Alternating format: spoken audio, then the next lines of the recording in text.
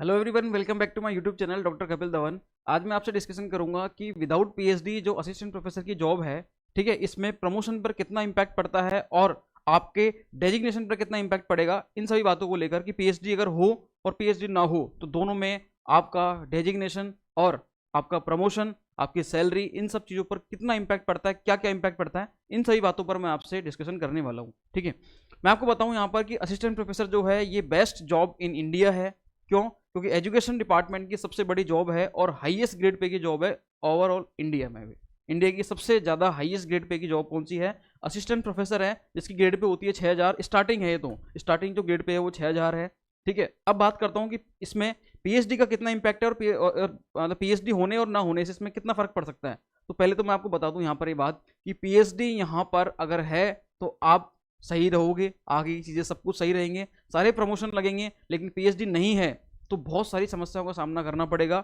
आपका designation lifetime assistant professor ही रहेगा, डेजिग्नेशन चेंज नहीं होगा। मतलब जो एक तो होता है वैसे मिलना, मतलब सारे जो प्रमोशंस हैं सैलरी में, ठीक है, साथ में स्केल चेंज होना, ग्रेड पे चेंज होना, वो बात अलग है। और एक होता है डेजिग्नेशन में प्रमोशन। तो डेजिग्नेशन में जो प्रमोशन है वो आपको पीएचडी से ही मिलेगा, विदाउट पीएचडी वो नहीं मिलने वाला। मतलब अपन जो देखते हैं assistant professor, associate professor, professor, तो अभी अपन स्टार्टिंग में बनते हैं असिस्टेंट प्रोफेसर, लेकिन एसोसिएट और प्रोफेसर बनने के लिए, मतलब एसोसिएट प्रोफेसर और प्रोफेसर बनने के लिए आपको पीएचडी जरूरी है, पीएचडी चाहिए ही चाहिए। सही है। अब मैं आपको बताता हूँ यहाँ पर, देखो, पहली बात तो ये बेस्ट जॉब इन इंडिया है, ये तो आप सब अच्छे से जानते हो और जान भी गए होंगे। ठीक है, मेरी वीडियोस को देख देख के आपको इस पर बिल्कुल फील होने लग गया हो कि शायद इससे अच्छी जॉब तो कुछ नहीं हो सकती। ठीक है, विदाउट पीएचडी की बात करते हैं। विदाउट पीएचडी अगर आप करोगे तो मैं आपको एक स्टेटमेंट दे दूं सिंगल लाइन में कि हम जब तक आपके पास पीएचडी नहीं है तब तक आप असिस्टेंट प्रोफेसर ही रहोगे, आप एसोसिएट प्रोफेसर और प्रोफेसर नहीं बन सकते।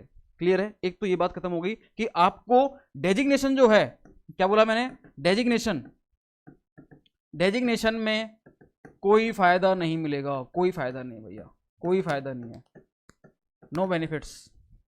डेजिग्नेशन में सब खत्म, केवल असिस्टेंट प्रोफेसर रहोगे, तो ये बात तो अच्छी नहीं है। तो पीएचडी जो है, पीएचडी के बेसिस पर ही आपको आगे का डेजिग्नेशन मिलेगा। तो ये बात तो मैंने आपको बता दी। अब बात करें अपन प्रमोशंस की, जो अपन बोलते हैं कि ग्रेड पे 6000, 7000, 8000, 9000, 10000, उसके बाद एचएजी स्केल। तो इस तरीके से ये चीज़ें कब आपको मिलेंगी या नहीं मिलेंगी, और अगर मिलेंगी तो कौन सी मिलेंगी और कौन सी नहीं मिलेंगी, तो इस पर मैं आपको बात करता हूँ। तो देखो, असिस्टेंट प्रोफेसर जो होता है वो स्टार्टिंग में लगते हैं 6000 ग्रेड पेपर, उसके बाद 7000 ग्रेड पे सीनियर स्केल की होती है, 8000 ग्रेड पे सिलेक्शन स्केल की होती है। यहाँ तक तो आप लग जाते हो, यहाँ तक तो आप अगर पीएचडी नहीं है तो भी आपका काम चल जाएगा, बस थोड़ा सा डिले होगा। कैसे होगा डिले? जो आपका सीनियर स्केल आफ्टर 4 ईयर लगता है वो आपका आफ्टर 6 ईयर लगेगा। 2 साल का गैप तो आपके सीधा आ गया यहाँ पर। ठीक है, विदाउट पीएचडी है तो आफ्टर 6 ईयर, पीएचडी है तो आफ्टर 4 ईयर लग जाता है वो। सिलेक्शन स्केल की बात करें तो वो सीनियर स्केल के 5 साल बाद लगता है, वो दोनों में सेम लगता है, पीएचडी और नॉन पीएचडी।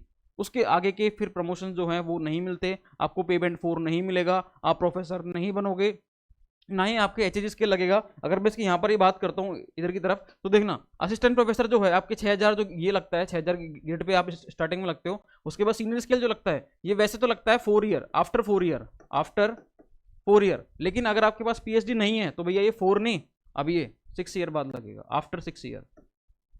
ठीक है, ये क्या लगेगा? After 6 year. ये वाला जो प्रमोशन है ये सीनियर स्केल, ये क्या लगने वाला है भैया? After 6 year. इसमें कोई दिक्कत नहीं है कि 6000 से 7000 पर जब आप आओगे तो ये तो 5 साल बाद ही लगता है, चाहे पीएचडी हो चाहे पीएचडी ना हो, दोनों में सेम है। क्लियर? लेकिन ये जो तीनों प्रमोशंस हैं ये रुक जाएंगे, ये खत्म मामला। मतलब एसोसिएट प्रोफेसर आप नहीं बन पाओगे, मतलब आपके जो PB4 है, पेबेंट 4, ये पेबेंट 4 वाला किस्सा खत्म, ये नहीं लगेगा आपके अगर आपके पास पीएचडी नहीं है तो। इधर बात करें प्रोफेसर की तो भैया ग्रेड पे 10000 है, ठीक है, यहाँ पर ये आपके ग्रेड पे भी नहीं, आपका जो डेजिग्नेशन है प्रोफेसर वाला वो नहीं, और आपके ये जो प्रमोशन लग रहे हैं ये भी नहीं लगेंगे। और एचईजी स्किल को तो भूल ही जाओ। मतलब पीएचडी और नॉन पीएचडी में कितना डिफरेंस रहता है इसके बारे में मैंने आपको बताया यहाँ पर। ये सभी देख सकते हो आप चीज़ें यहाँ पर कि विदाउट पीएचडी अगर है तो आप केवल सीनियर स्केल, सिलेक्शन स्केल तक जा सकते हो, उसमें भी आपको 2 साल का डिले मिलेगा, 2 साल लेट जाओगे आप। सीनियर स्केल जो 4 साल बाद लगता है वो 6 साल बाद लगेगा। सिलेक्शन स्केल फिर भी मिल जाएगा, लेकिन जो असिस्टेंट प्रोफेसर वाला पेमेंट 4 है वो नहीं मिलेगा आपको, प्रोफेसर वाला नहीं मिलेगा, और साथ में एचएसी स्केल का कोई फायदा नहीं मिलेगा। ये सारी चीज़ें यहाँ पर है।